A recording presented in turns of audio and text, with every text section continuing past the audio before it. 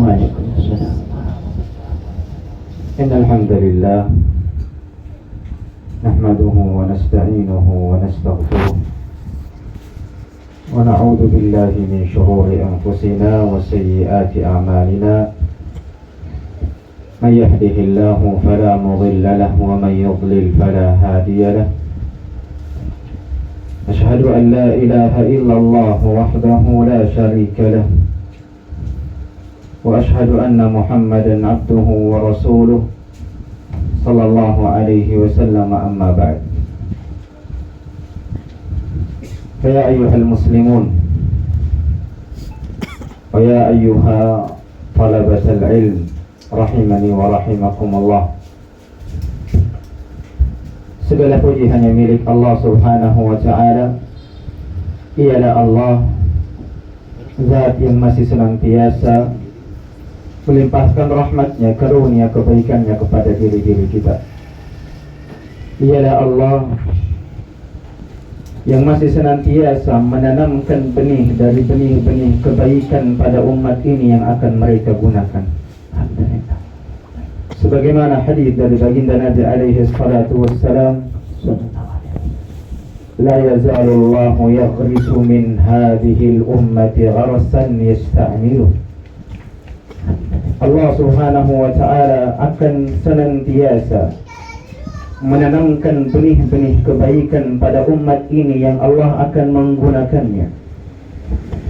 Maka semoga diri-diri kita seluruhnya berada di atas apa yang diinginkan oleh hadis tersebut sebagai benih dari benih-benih kebaikan yang Allah Azza wa Jalla akan gunakan kita di hari yang akan datang.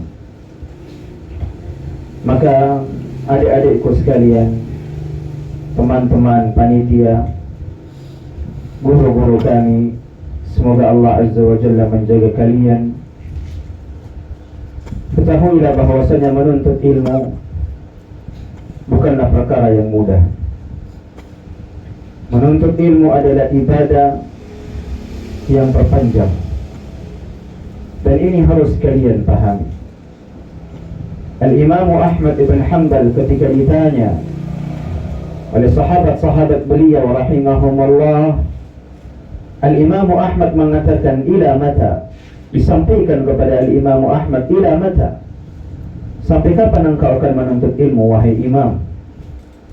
Ini engkau telah menjadi imam, telah menjadi sumber ilmu, telah memiliki kedudukan. Seluruh dunia melihatmu, mendatangimu hanya untuk mengambil ilmu darimu. Ila mata? Sampai kapan? Al-Imam Ahmad menjawab, ma'al mahbarati ilal maqbarah. Bersama dengan tinta, bersama dengan pena, bersama dengan ilmu sampai ke liang lahat. Maka ini harus dipahami. Dan saya berikan kepada kalian kaidah agar kalian benar-benar mendapatkan ilmu yang sesuai dengan apa-apa yang diinginkan oleh Allah dan Rasulnya. Al-Imam Syafi'i rahimahullah pernah mengatakan, akhi, lan tanala al-ilma illa bisittatin sa'umbika an tafsiliha bibayani zaka'un wa hirsun wa ijtihadun wa bulghatun wa suhbatu ustadin wa tuli zamani. Kata Imam Syafi'i rahimahullah, wahai saudaraku, engkau tidak akan pernah mendapatkan ilmu kecuali dengan 6 poin.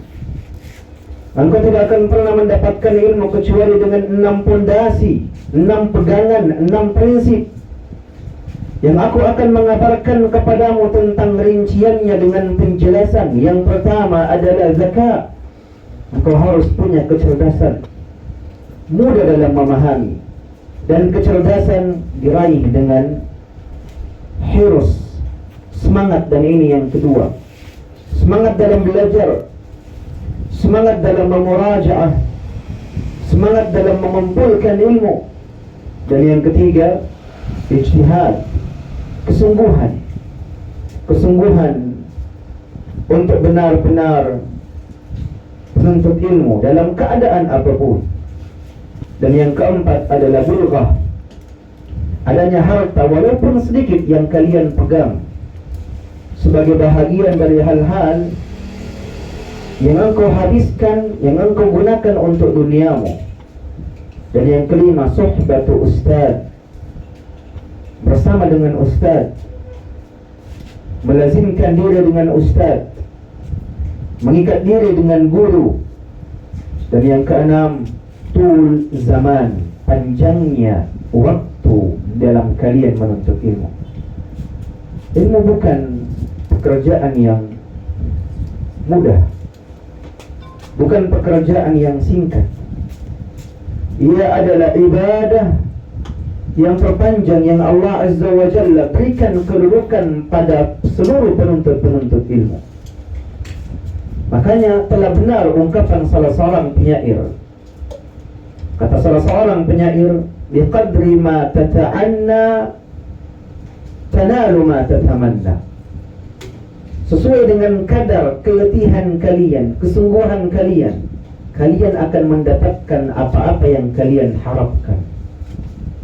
Ilmu tak dapat diraih dengan jasad yang senang, jasad yang santai. Makanya seluruh salaf mengatakan la yunalul ilm birahatil jasad. Ilmu tidak bisa diraih dengan santainya tubuh, santainya jasad. Lihat al-Imam Ahmad ibn Hanbal rahimahullah melakukan perjalanan berminggu-minggu, berbulan-bulan hanya untuk mendapatkan satu hadis. Lihatlah al-Imam al-Bukhari rahimahullah melakukan perjalanan berbulan-bulan hanya untuk mendapatkan hadis, dan begadang di setiap malamnya hanya untuk memuraja apa-apa yang telah ia tulis, dan bangun di setiap malam untuk mengikat apa-apa yang muncul dalam benaknya. Lihatlah Jabir ibn Abdullah radhiyallahu anhu melakukan perjalanan 1 bulan dari negeri Syam menuju kediaman Abdullah ibn Unais hanya untuk mendapatkan satu hadis. Lihat kesungguhan mereka, bagaimana mereka hidup dengan ilmu, bagaimana mereka mengetahui kadar daripada ilmu. La yunalul ilm birahatil jasad. Ilmu ini tidak didapatkan dengan tubuh yang santai. Makanya salah seorang penyair pernah mengatakan sebagai motivasi untuk diri-diri kita, Taraktun nawma lin-nuwami ishfaqan ala umri. Aku tinggalkan tidur ini pada orang-orang yang gemar tidur sebagai bentuk kasih sayang terhadap umurku yang sedikit ini. Al-umru qalilu wal ilmu kathiru fala yunalu al-kathiru bil qalili. Umur itu sedikit dan ilmu ini sangat banyak. Tidak mungkin yang banyak dapat didapatkan dengan sedikit. Bahkan ketika engkau menginfakkan seluruh umurmu untuk ilmu, la yu'tika illa nisfa. Ilmu tidak akan memberimu kecuali sebagian saja. Oleh karena itu, wahai para penuntut ilmu, semangat dalam menuntut ilmu. Awal yang baik akan melahirkan kebaikan-kebaikan setelahnya. Tapi ketika awal yang buruk, awal yang dipenuhi kemalasan, khawatirlah yang mungkin datang setelahnya adalah hal-hal yang buruk. Ta'allam al-ilm, ta'allam al-ilma ta'alluman fi'lan wa da'watan wa sabra. Belajarlah, tuntutlah ilmu dengan 4 hal. Tuntutlah ilmu dengan belajar, tuntutlah ilmu dengan amalan, tuntutlah ilmu dengan dakwah, dan tuntutlah ilmu dengan kesabaran. Kita tidak membutuhkan para pelajar yang hanya menuntut ilmu dengan belajarnya. Kita butuh para penuntut ilmu yang menuntut ilmu pun juga dengan amalannya, pun juga dengan semangatnya dalam dakwah, pun juga dengan kesabarannya ketika ada hal-hal yang tidak ia senangi, lantas ia tetap istiqamah, berusaha untuk tetap berada pada jalan-jalan ilmu. Al-ilmu syaraf. Ilmu ini kemuliaan. Ia adalah warisan dari Nabi kalian. Faman akhadahu faqad akhadha bihadhin wafir. Siapa yang telah mengambil warisan Nabi, sungguh telah mengambil bagian yang sangat banyak. Maka berbahagialah ketika Allah memilih kalian berada di jalan ini. Terpilihnya kalian berada di jalan menuntut ilmu adalah karunia terbesar dari Allah yang Allah berikan kepada diri-diri kalian. Jangan sia-siakan kesempatan ini, karena demi Allah, Allah subhanahu wa ta'ala akan mengganti kalian dengan kaum yang lain ketika engkau bermalas-malasan, ketika engkau tidak ada kesungguhan, ketika engkau hanya ingin mencoba-coba, ketika engkau hanya ingin mengisi waktu luang, Allah akan ganti dirimu dengan kaum yang lebih baik. Makanya adik-adikku sekalian, teman-teman panitia, guru-guru kami, bersabarlah dalam setiap letih, setiap lelah yang engkau dapatkan di dalam jalan-jalan ilmu, karena itu bahagian dari proses yang akan mendewasakan kalian. Tanpa musibah, seperti kata para ulama, laulal masaib lawaridna yawmal qiyamati mafalis. Kalau bukan karena ujian, bukan karena musibah, maka sungguh kita akan datang di hari kiamat kelak dalam keadaan bangkrut. Ujian bahagian dari kehidupan, kesulitan bahagian dari proses, keletihan bahagian dari pendewasaan. Jadikan ia sebagai teman yang akan meningkatkan ke level yang lebih baik, kepada kedudukan yang lebih tinggi. Dan ketahuilah, Allah berjanji atas diri-diri yang menuntut ilmu. Kata Allah di dalam Al-Quran, yarfa'illahu alladhina amanu minkum walladhina utul ilma darajat.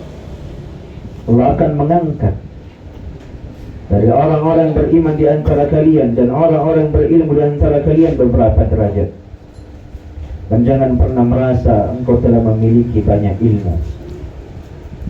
Jangan pernah merasa bahwasanya engkau telah memiliki ilmu.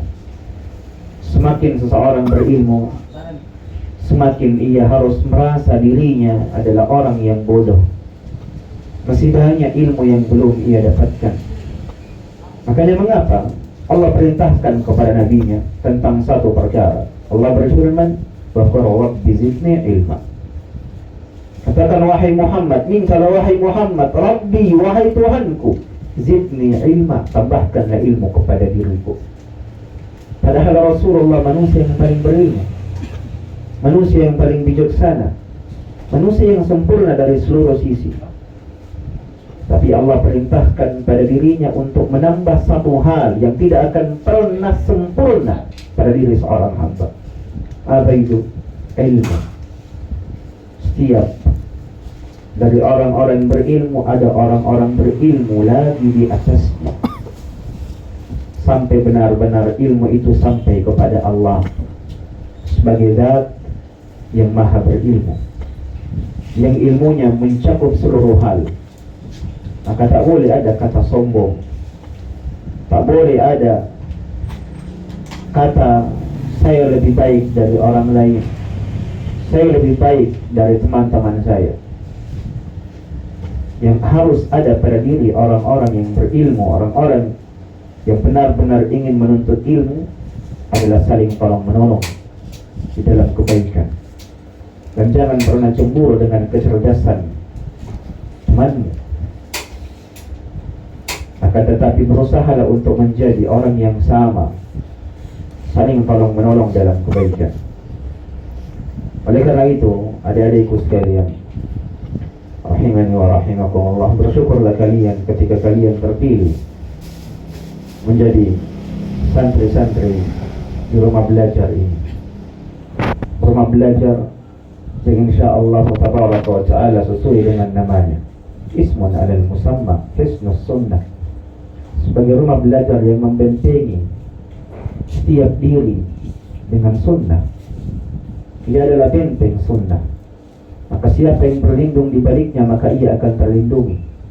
Maka semoga Allah Azza wa Jalla berikan kepada diri-diri kita seluruhnya keistiqamahan, kebaikan, kesungguhan, semangat, dan kesabaran untuk terus-menerus berada di atas jalan ini. Ini sedikit dari saya, semoga menjadi perhatian bersama. Dan saya tutup dengan ucapan Ali bin Abi Thalib radhiyallahu anhu, Kata Ali bin Abi Thalib radhiyallahu anhu, al-ilmu yahtifu bil amal, fa in ajabahu wa illa irtahal. Ilmu itu memanggil amalan. Ilmu itu memanggil amalan. Jikalau ia terpanggil, maka itulah yang diinginkan. Tapi jikalau tidak, maka ilmu itu akan pergi. Maka ikatlah ilmumu dengan amalan. Setiap hadis, setiap Al-Quran, setiap ucapan para salaf yang kalian ilmui, ikat dengan amalan. Sallallahu ala nabiyyina Muhammadin wa ala alihi wa ashabihi ajma'in. Wassalamualaikum warahmatullahi wabarakatuh.